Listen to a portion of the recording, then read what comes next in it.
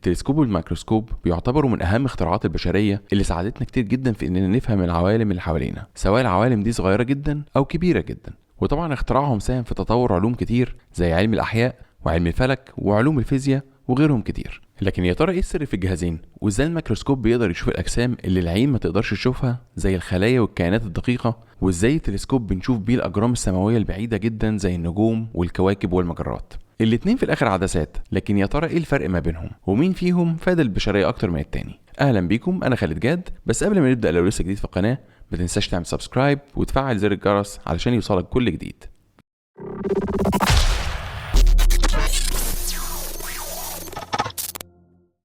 في البداية خلينا نشوف الاختراعين دول تاريخهم كان عامل ازاي. التلسكوب بيرجع الفضل في اختراعه لصانع النظارات الهولندي هانز ليبرشي في سنة 1608، والموضوع معاه كان بالصدفة البحتة لما كان واقف في معمل النظارات بتاعه وماسك عدستين قدام بعض وبص فيهم كده، لقى الحاجات اللي ورا العدسات حجمها بيكبر، وفعلا ما كدبش خبر وعمل انبوب وحط فيه العدستين وبقى بيبيع الاختراع ده كمنظار او نظاره بتقرب الحاجات. والاختراع ده انتشر واتشهر جدا، وبعدها فتره جه العالم جاليليو جاليلي وحاول انه يصنع تلسكوبه الخاص على نفس نهج عمنا ليبرشي، ونجح فعلا في وقت قصير انه يعمل تلسكوب قادر يكبر 20 مره، وده كان رقم مهول وقتها. وفضل يحاول لحد ما قدر انه يشوف بيه القمر والكواكب القريبة مننا، ويعتبر هو اول شخص استخدم التلسكوب علشان يراقب بيه السماء والاجرام السماوية. والموضوع ما وقفش عند جاليليو، جه بعديه كذا عالم اخدوا الفكرة وطوروا فيها زي العالم اسحاق نيوتن اللي ليه دور كبير في اختراع اول تلسكوب عاكس، ومن بعده ويليام هيرشل، وبعده ادوين هابل، وكل واحد فيهم كان ليه بصمته القوية جدا في تطور التلسكوب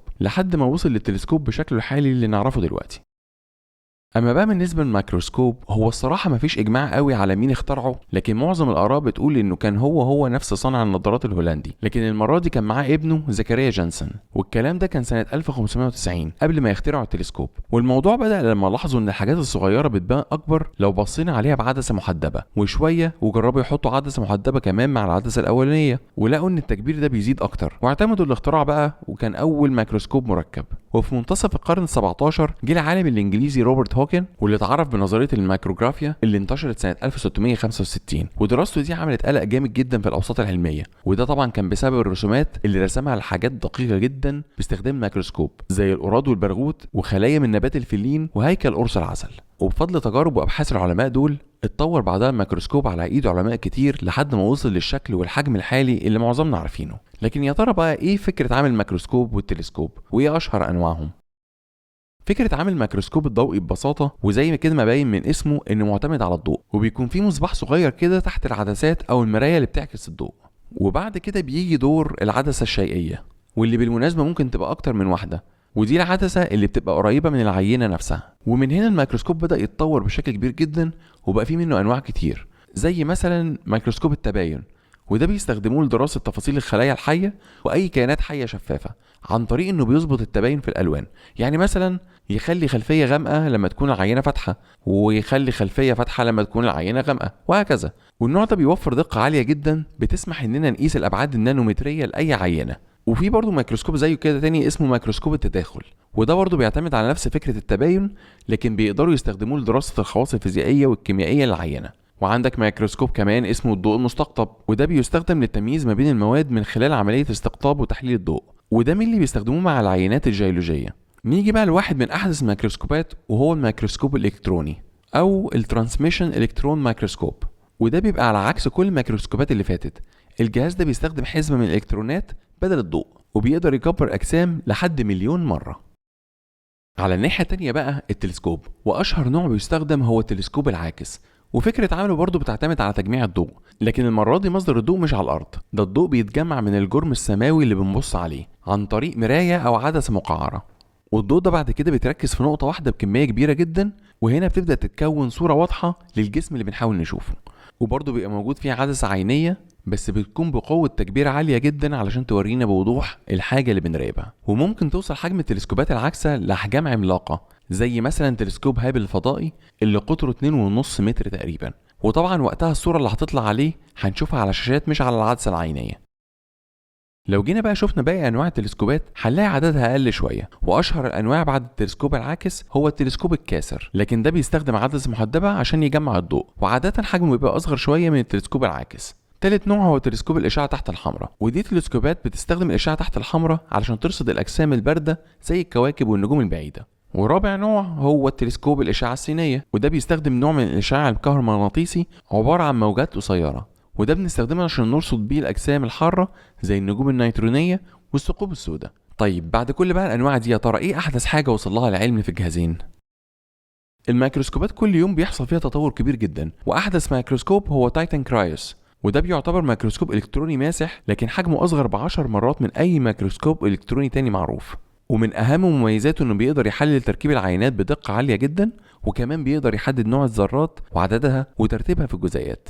ده غير طبعا إن سرعته في إجراء عملية المسح بتوصل ل 100 مرة أسرع من أي ميكروسكوب إلكتروني تاني، ناهيك طبعا عن سهولة استخدامه.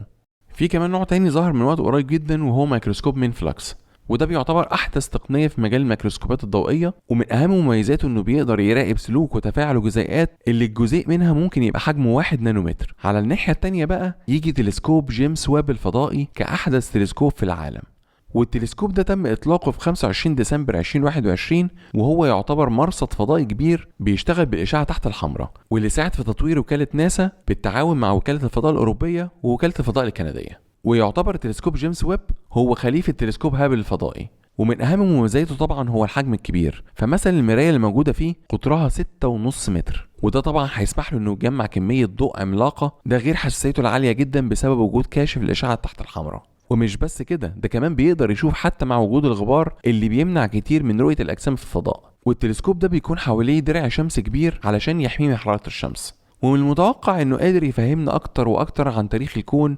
وتكوينه وكمان تكوين النجوم والكواكب. وطبعا ما نقدرش ننسى فضل التلسكوبات والميكروسكوبات، هما الاتنين لانهم ساعدونا كتير جدا في تطور الحضارة البشرية. لكن يا ترى مين فيهم ساهم اكتر في التطور ده؟ بالنسبة للميكروسكوب عد بقى معايا، اول واهم مجال ساعد فيه بدون منازع هو الطب، زي تشخيص الامراض وتطوير طرق فعاله لعلاجها، والمساعده بشكل عام في اكتشاف وتطوير مجالات الادويه، واكيد ساعدنا كتير في علم الاحياء وبقينا قادرين نفهم اكتر عن الخلايا وتركيبها وظائفها.